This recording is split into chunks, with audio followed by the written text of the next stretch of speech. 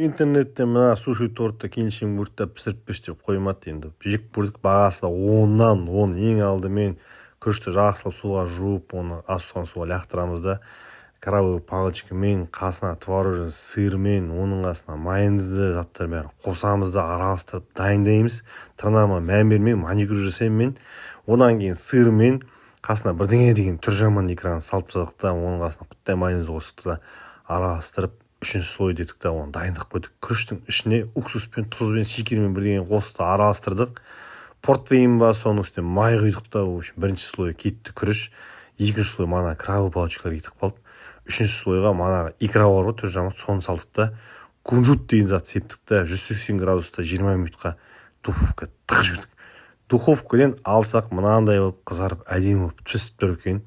Бірінші рет пісіргесін оны пышақпен кесектеп, пышақпен кесіп, үстіне унаги, маги дейма бірдеңе деген соусты құйдық та, норидің үстіне қосып, соусқа батырып, кәдімгідей салып жібердік та, енді дедік, келіншектерге пісіріп берсеңдер болады екен.